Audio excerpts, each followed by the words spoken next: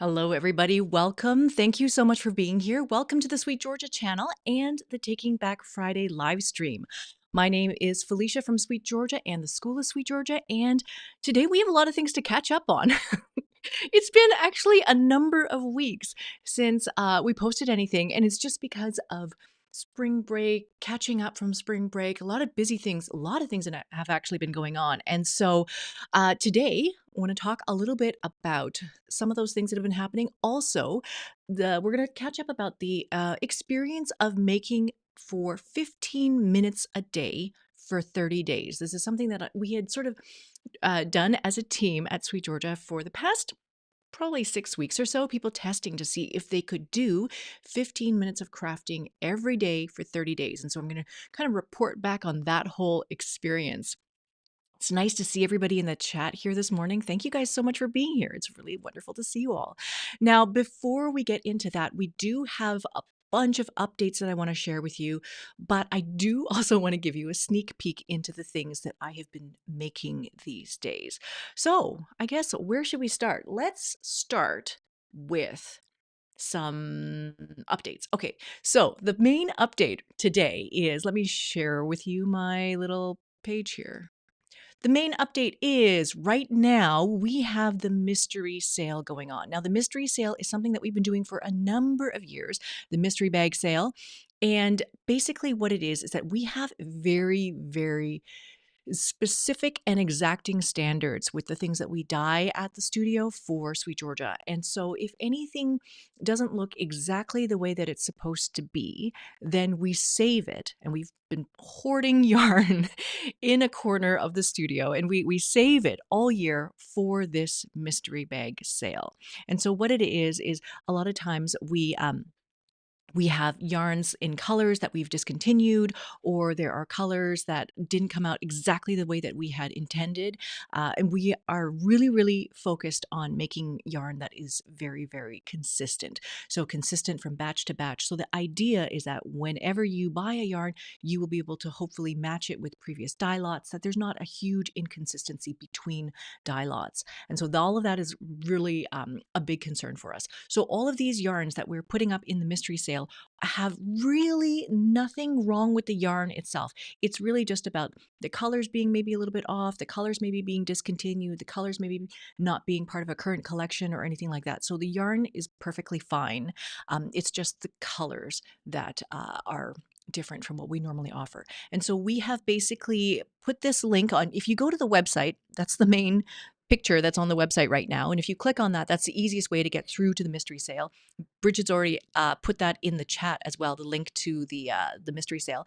But basically, what you can order is anything from mini skein sets, where Charlotte has sort of put together combinations of colors.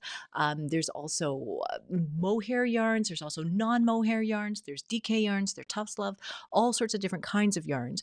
And so you can just basically order from that, and there's a very, very good discount. And this is all until supplies run out. We do this sale once a year, every year, but just once a year. And so now is the time. So you'll want to go there before all of that runs out.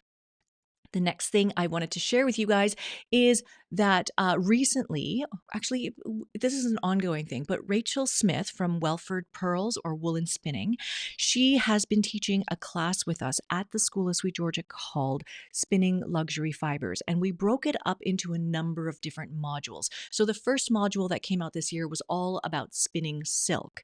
And this next module that's come out has been about camelids. So that is about spinning fibers that are like alpaca, camel, llama, all of this kind of stuff. And so that has recently come out. The next one I believe to come out is going to be about goats, and that is cashmere and yarns like fibers like that.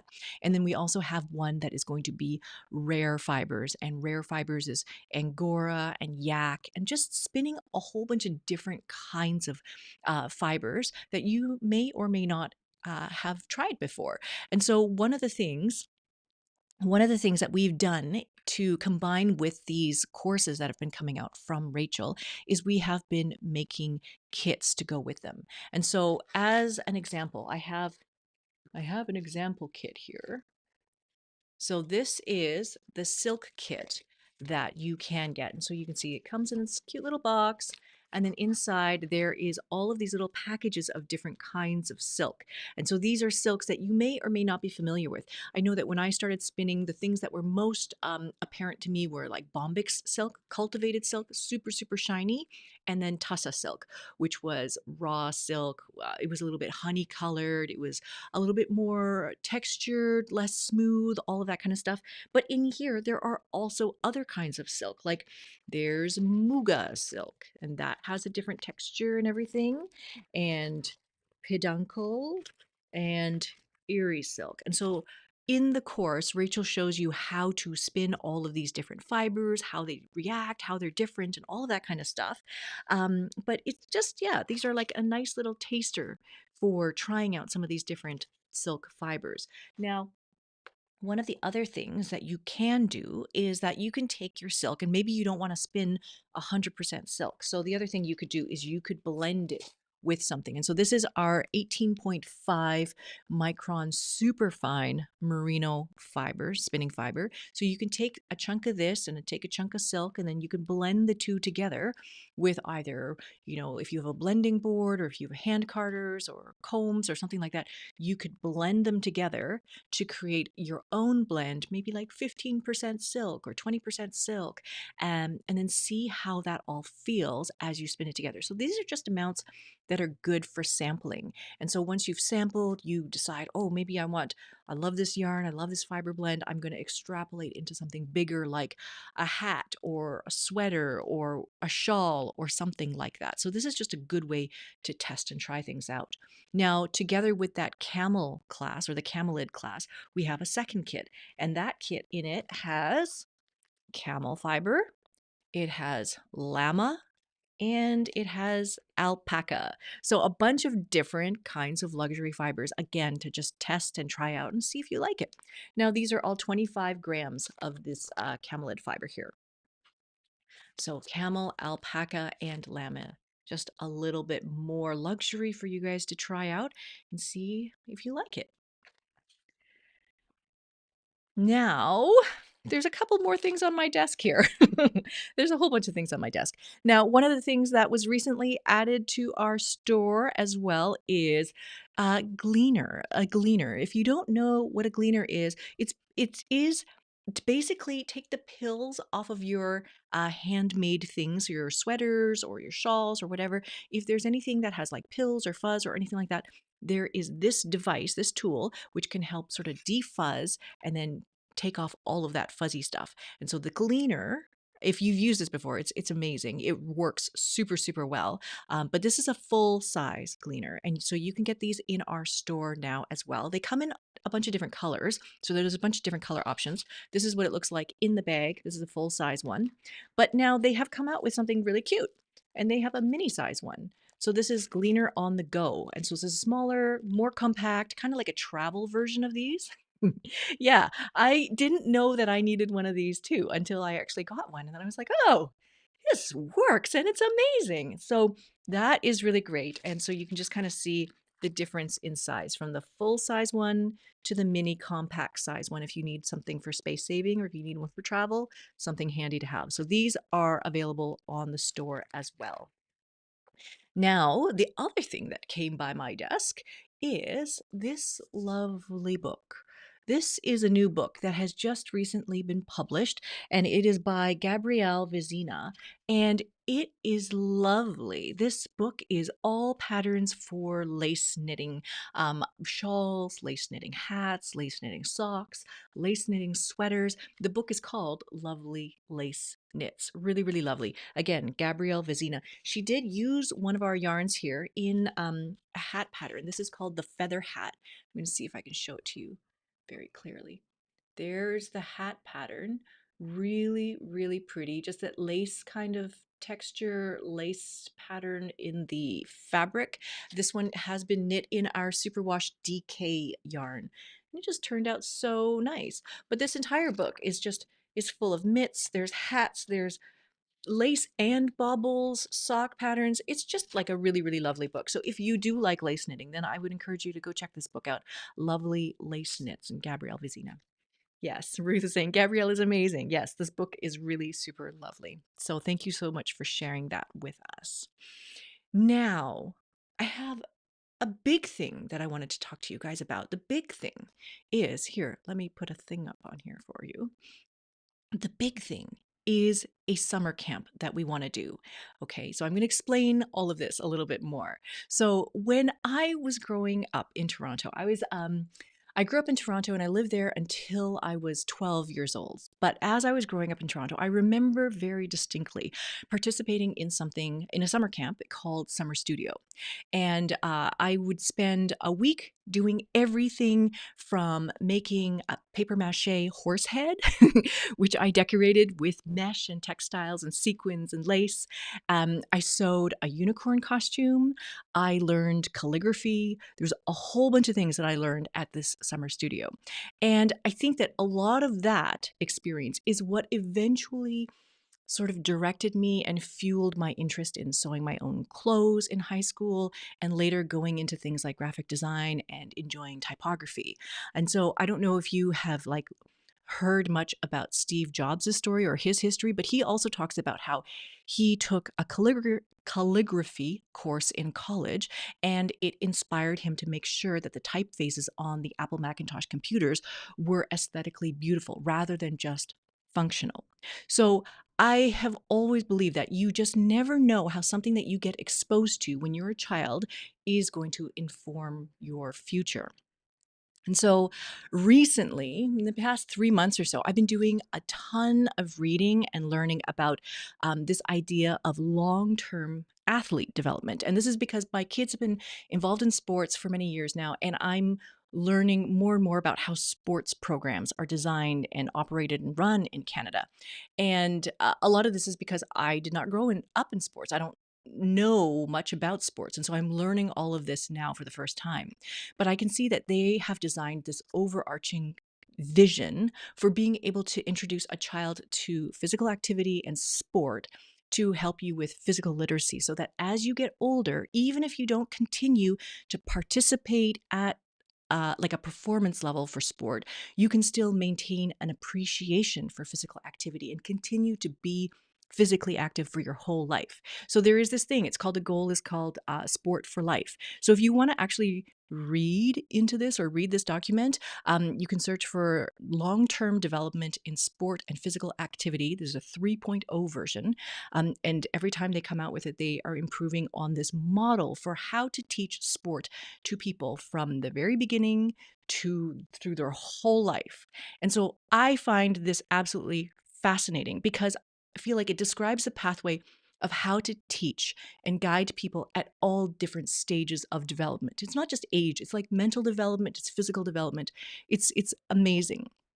So while that document is focused on sports, you can read it with like lots of other things in mind as well. So I read it from the perspective of teaching fiber arts and crafts to people of all ages and stages. So that's how I'm approaching this sports related document.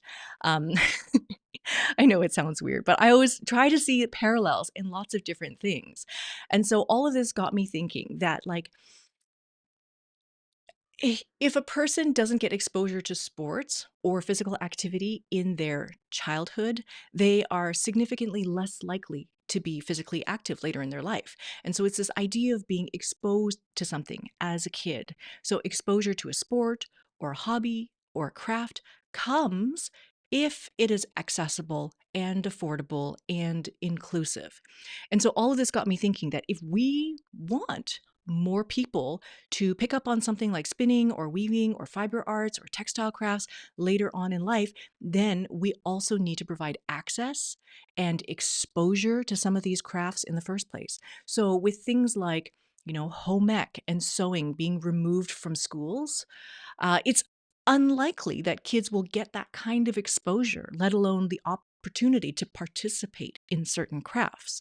Like, where does an 8-year-old kid get exposure to a weaving loom or a spinning wheel? And so we realized that we have a studio full of weaving looms and spinning wheels and yarn and fiber. And we thought, well, why don't we provide the access and exposure to some of these fiber arts for kids. So, I mean, there are definitely summer camps where kids can learn to make things with paint, clay, doing paper mache, doing sculpture. There's lots of arts and crafts kind of camps, but there aren't any summer camps that are specific to fiber arts. And so that is something that we want to create here.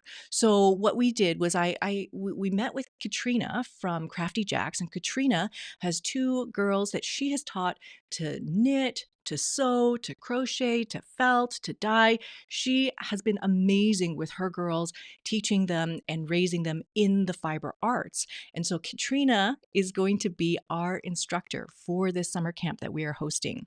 And so what we're doing is we're going to do a week-long camp at the studio, at SweetGeorgia Studio. We're going to run it for 2 weeks. We're going to do the first week of July. I think it's July 3rd to 7th, and a second one is going to be July 24th to 28th. And the idea is that this camp is going to be aimed at kids that are ages 7 to 13. But, you know, like if you're a very super mature 6-year-old kid, then you are very welcome to come as well. But yeah, aimed between 7 and 13. And all the materials are going to be included in all the projects that are going to be made. And the kids are going to be using tools and equipment that we have at the studio, including knitting needles, spindles, wheels, crochet hooks, felting needles, all of these kinds of things.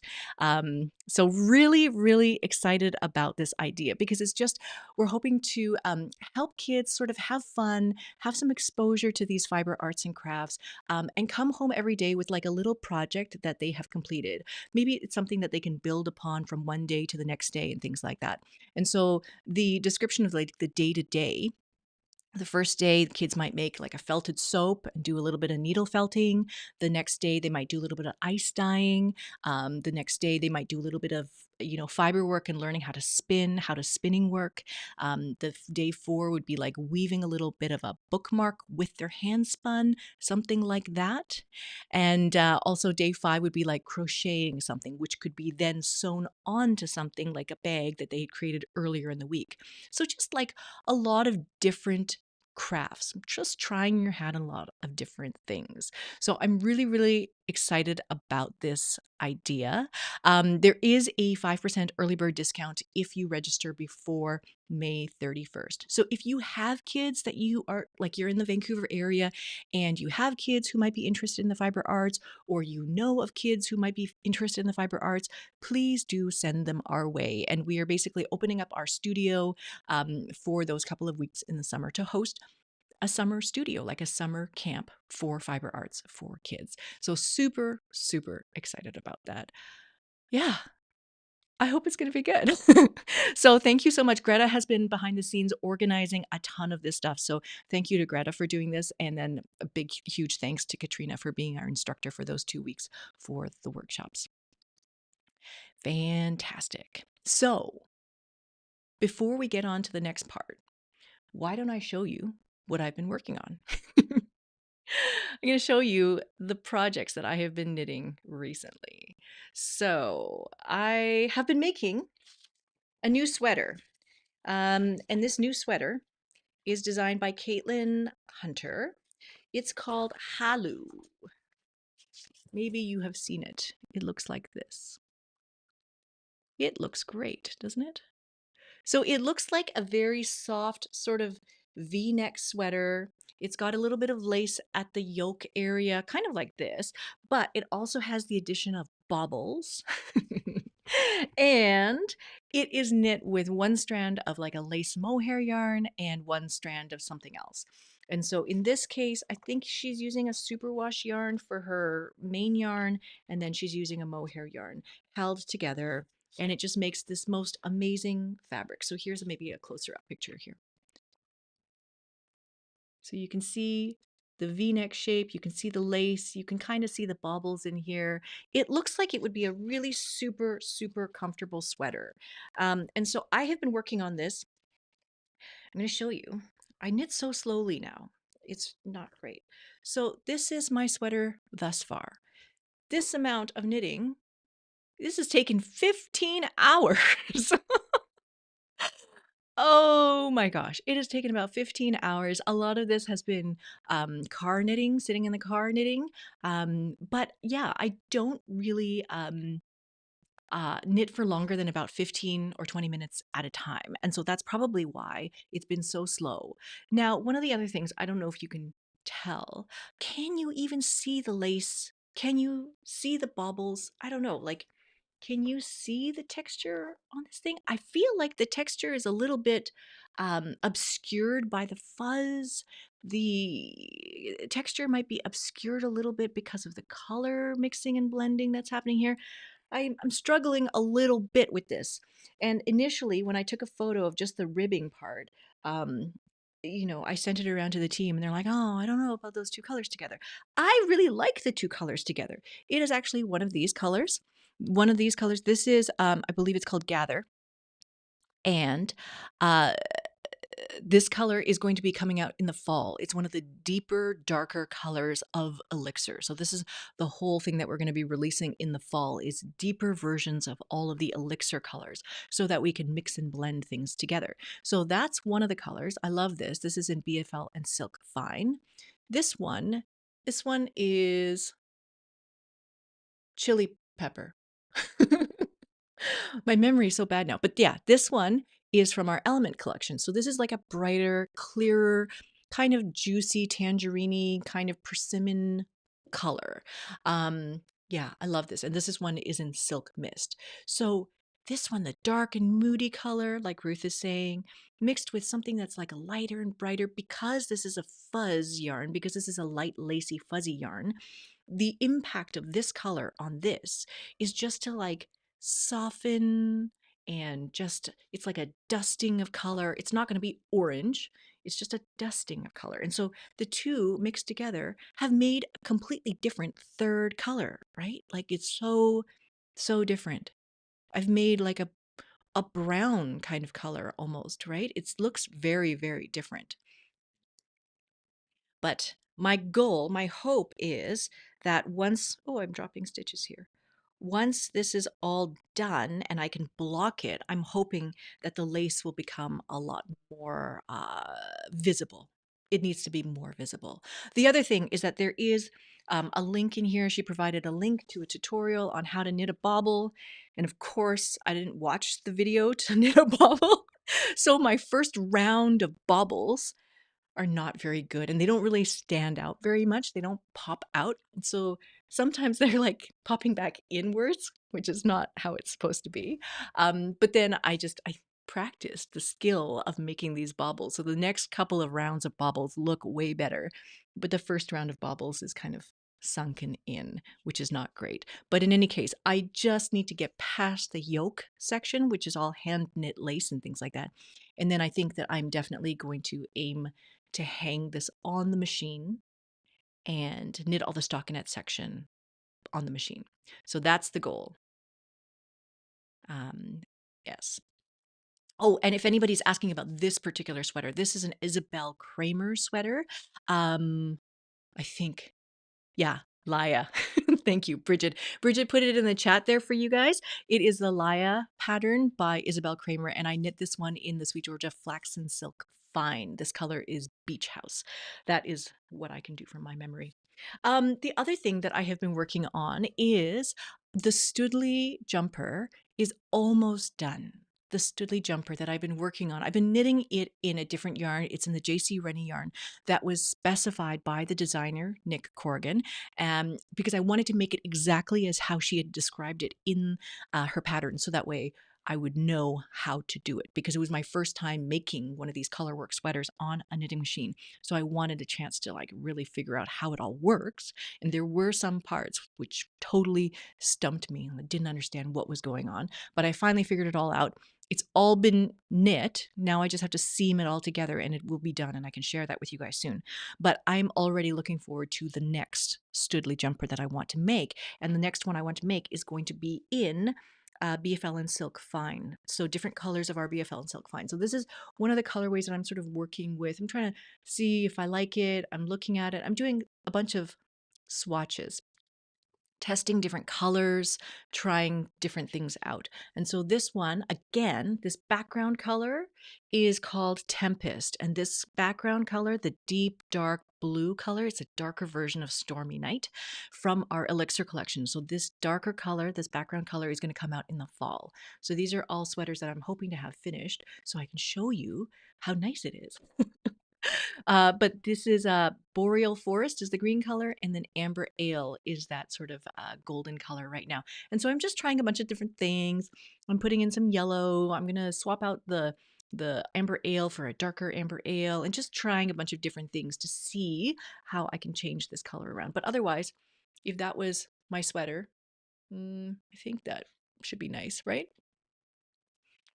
Tempest colorway. It's coming. It's coming this fall. Yes, fantastic. So, I mean, am I'm so excited about knitting these color work patterns on the machine. My struggle right now is that a lot of the patterns are not necessarily like the patterns that I want to make. Like there's a lot of Caitlin Hunter sort of color work patterns. There's a bunch of different patterns that are available. They're all color work sweaters, color work yoke sweaters, but I cannot directly convert them into machine knitting patterns because my machine does 24 stitch repeats.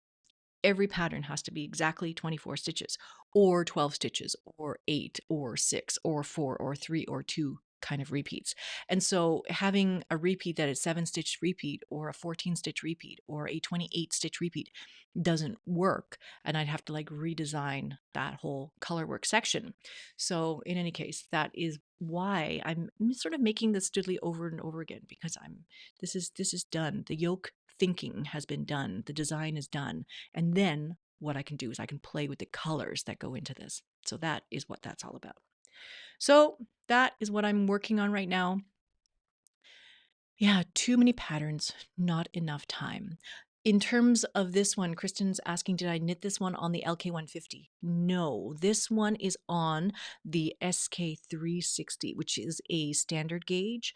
It's like 4.5 millimeter gauge machine. So it's finer gauge than the LK150. The LK150 does not have a punch card sort of addition to it. So if you're going to do color work on the LK150, you can, but you need to manually select the needles and then knit across with one color, and then you manually select the other needles and then you knit across with the other color. And so every row needs to be knit 2 times. Is my understanding. Yeah. So that's why I'm using this one, because this has been done all on a punch card. Yeah. So I do want to share with you guys the thing that's coming up next that we're going to talk about, and that is this. So, what is this? This is something that kind of came out of conversation of all the things that we've been talking about for the past couple of months. For the last couple of months, I believe was it in February? Maybe February? February, where we talked about time blocking. We talked about the idea of like making an ideal weekly schedule and figuring out what time of the day can you do your crafting? What time of the day is available for you to block off for making things? And we also talked about organizing your space for being efficient with making things. And out of all of this conversation, we were trying to think, well, you know, I was blocking out my days and I realized that I was not able to schedule time every single day for making. But then I thought, well, 15 minutes is nothing. Is it possible to fit in 15 minutes a day of doing something? Like I could spend 15 minutes knitting 2 rows. Is it possible to get that in every single day? And so we set about making a bit of a challenge for ourselves at the studio. And so I know Vicky participated, Charlotte participated, Leah, and a bunch of us had conversations about like if we were able to get this done. And so initially I thought, oh, I'm going to design my own paper tracker and I'm going to track all these things. But at the end of the day, I ended up downloading a tracker. And this one I believe is from Evermore Paper Company. So you can probably find it on their website. It's a free PDF. You just download it and then print it. And You can fill in all the numbers that you want and all this kind of stuff. And so I downloaded this habit tracker to try to track and see if I could do 15 minutes of crafting every day. Then rather than just like one kind of craft, I decided to break it down into the different crafts that I do to kind of see if there was any patterns. Like, was it possible for me to knit every single day? Was I weaving every single day? Or was I only knitting in certain days and weaving in other days and all this kind of stuff? So I tried to break it down. So I wrote on here, this is from February 15th all the way to March 16th. And so that was 30 days. The habit was to do weaving, spinning, CSM knitting, which is a circular sock machine, knitting machine, flatbed knitting machine, crochet, hand knitting. And then I also put in here, because the days that I go for walks and the days that I go skiing, and any of the days that we were doing hand finishing at night, like doing grafting or sewing up seams or weaving in ends and that kind of thing, because I think that that counts as making as well. So I put these things in because I wanted to see if there were any patterns. And I noticed that for 30 days, I did no weaving. For 30 days, I did zero spinning. There was a handful of days where I did a little bit of CSM knitting. There was a handful of days where I did a little bit of machine knitting. I mostly did hand knitting. Just actually, it was working on this thing. And just, yeah, it wasn't every day. And so it looks terrible. Like my track record is terrible. When I look at it, I think it's terrible. And so I started to look at these highlighted boxes were my attempts to predict, like to plan ahead and say, well, I'm going to block out that day for doing this particular craft. So that's what I tried to do. And then if I actually did it, then I would check off the box. But you can see the days that I had planned, I didn't, I still didn't actually do any of those things. So it's a little bit tricky. I'm very curious. I'm very curious to see if you guys would try this and what your experience might be with trying to do 30 days of crafting 15 minutes a day. Elena saying crafting daily is very doable if you're a tea drinker. Leave a spindle in the kitchen. That's a solid 10 minutes a day while the kettle boils and then the tea steeps. That is a very good idea. Yes. Yeah. That's a very good idea. Now, I did want to report back on some of the things that everyone else experienced too. And so, we had talked about this before about like time blocking, and the idea of like how much time you have for making is very much a perception that you have. Like you can perceive that, oh my gosh, I have no time. Or you can perceive that I'm doing stuff all day. Like I'm crafting all the time. I'm making so many things. Everything is about your mindset and your perception of how it seems to be. And so Vicky had said that this 1 month challenge showed me that even though I think that I craft all day, I tend only to craft late in the afternoon and the evening. Plus, I only get 1.5 to 2 hours in a day. I also weave like crazy when the loom is dressed, and I think this is totally reasonable.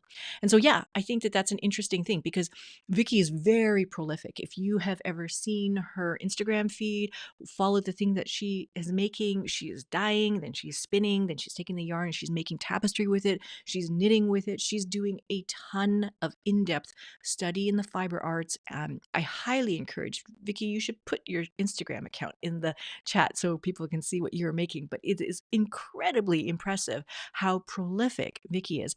But she's saying, I only get 1.5 to 2 hours in a day of making things. And I feel like when I make things too, I might get to spend about 2 hours making things, but I'm nowhere near as prolific as Vicky. So maybe it's a perception, or maybe I'm just really slow in those 2 hours, or maybe I'm spending too much time cleaning my space. So maybe that's what it is. Yes. So that is, it's just interesting to hear that it's all about your perception of how much time you actually have. Leah also said that I think that the biggest thing I've learned is that I shouldn't wait until the evening to craft. Some days my energy just dies before I can get to my crafting, but I also do like crafting in the evening because then I don't feel time limited. So I feel like I need to balance the discomfort of having time limitations and then the reality that I just get super tired at night and it's harder to do things. So again, it's like trying to find the balance of energy versus time. Like, you don't want to feel pressured to squeeze that 15 minutes or the 1 hour or 2 hours into a time period where you also have other obligations or things like that that need to get done. You don't want to squeeze it into that time, but at the same time, if you leave it all the way to the end of the day, then you're going to be super tired. So it's kind of trying to find that balance. How can you do that? Maybe it is about, I mean, like, one of the things that I'm passing on to my kids, for better or for worse, is that you have to do all of the things that you're obligated to do before you can do the things that are fun to do. And I don't know if this is a good thing to teach them or not, because I probably, like Leah, like, I struggle with this too. Like, I can't sit down at the loom unless I've done all the dishes and cleaned the house and done the blah blah blah and done the blah blah blah blah. And there's always so many things to do that you should be doing before you get to the things that are fun to do. And then that means that you could maybe never get to the things that are fun to do. So it's kind of trying to prioritize and say, well, the things that are fun to do, the things that I like to make, those should hold more of a priority for me in my life. And maybe doing the dishes could wait. Yeah. And exactly what Julie is saying is, I find it a priority thing. Crafting seems to come last because it's my own time. And it's sad because work, kids, family, housework come first. And I'm trying to change that mentality. Yes. So that is exactly what I'm going through as well. I have to save it to the end when everything else is done. Charlotte was saying that her goal was to craft at least 15 minutes a day, despite what happens that day. And her challenge to herself was to focus on weaving, because she absolutely does find time to knit every day. She knits at lunchtime, actually. She does do a lot of that. But like, sitting down to weave requires a little bit more focus, requires you to be in a specific place and time and all that kind of stuff. Um, so she said that her experience, her observations are, there are days that are just too full. And so there's no need to force myself to craft every day. However, finding a constant rhythm is good. Keeping projects at multiple reachable places, such as dining room, living room, in the car, at work lunch, is very, very helpful. So that's very much like what Elena is saying about, like, keeping your spindle or keeping your knitting next on the dining table while you wait for your tea. And so just having it in a place that's accessible, reachable, close at hand can make it easier to achieve that habit of picking up your knitting and getting it done. Charlotte also says that setting achievable goals daily, or limit the craft time. I don't know what that means. And then finally, her observation was, I should rest when I must. And so, yeah, I think that idea of not pushing ourselves to constantly be making things, or like feel obligated to be making things. Like, if you need to rest, just rest. If you're tired, allow yourself to be tired and do that. So for myself, I found very similar observations as well. Like, I would find that I would get to the very end of the day and I would be exhausted. And then I would think, oh, I haven't done my 15 minutes today. And then I would sort of like bring out my knitting for a few minutes, or I would just give up and say, okay, well, I'm going to scrap today. But then I would feel bad about myself. And so I think, like, removing that feeling bad is probably something I should be working on. The other thing that I found is that if I did manage to start, it would be easy to achieve 15 minutes. And I could easily do 30 minutes. Or I could easily do like up to an hour and not notice that the time had passed. So really, all it was about the friction or the inertia of getting started. Like, picking up your knitting and then figuring out what you were supposed to do on that row and starting. Once you start, it's easy to continue. I think the hard part is starting. I also found that making those check marks on the habit tracker, it was not not very useful. I think that it was more effective at the end of the day. I talked about this before too, about how I started to track everything on my phone, and I use the time tracker in the ClickUp app to track all of the projects and things that I was working on. And so that was a better way of tracking my time, because I wanted to know how much time I spent, not just if I did it or not. Um, and then I also noticed a bunch of things, like I did not do any weaving for those 30 days. And so there's a lot of reasons for that. There's a lot of reasons for that. I tried to put it in a video, but then I felt like it was too sad, and so I didn't want to share it. So I'm thinking about sharing it, but not sure if I should share it. But anyways, that's a whole other conversation about not weaving. But one of the things that I think about is very similar to what Vicky was saying. Like if the loom is dressed, then it's very easy to just sit down and weave.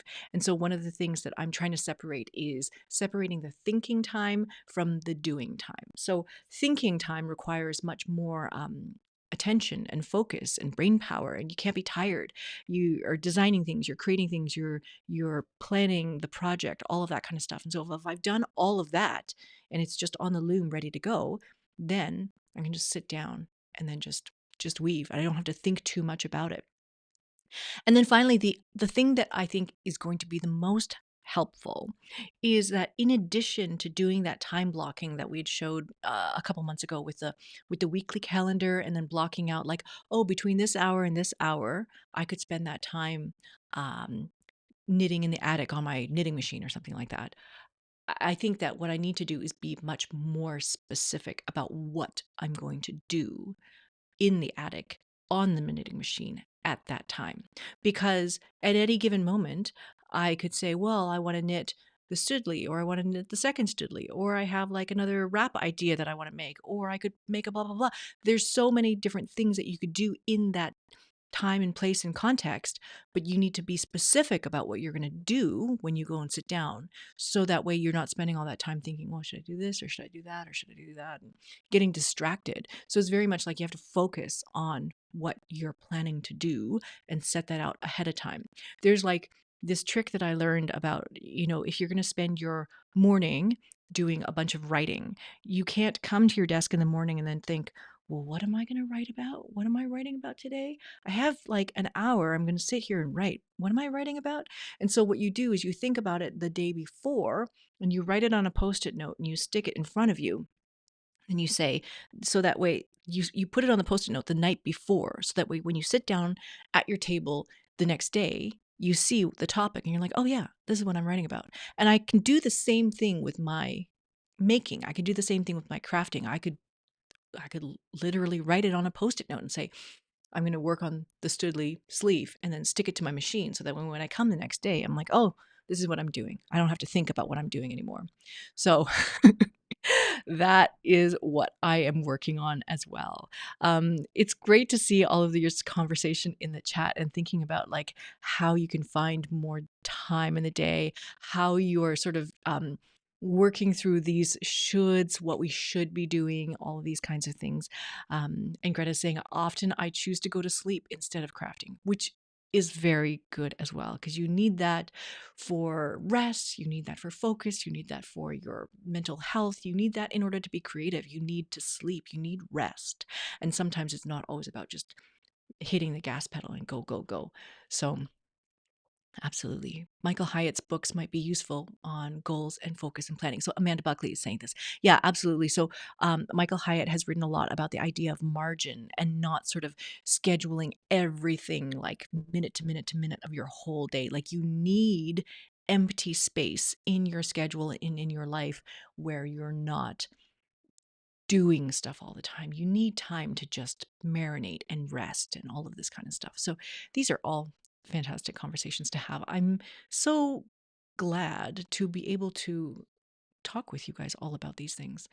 Um, yeah, it's a lot of things I think that we put on ourselves in terms of what we need to do, what we have to do, and then also feeling obligated to make things. Like I think that pressure is put on by ourselves. So yeah, it's something that we are all working through.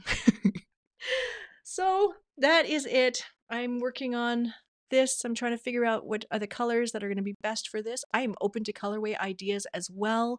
Working on an idea that I have for being able to sort of show how colors work together. One of the things that I should mention is that this year I'm working on remaking the color play workshop that we had made like back in 2017, because we have all these new colors now. We have like these elixir colors, we have these element colors, and I'm trying to make color combinations and show you how to make color combinations. And one of the things I was thinking about is creating these little cards where the swatches of all of the colors are printed on cards, almost like playing cards, like a card deck, game deck, and to be able to sort of lay them down in front of you, kind of like how we've done color chips.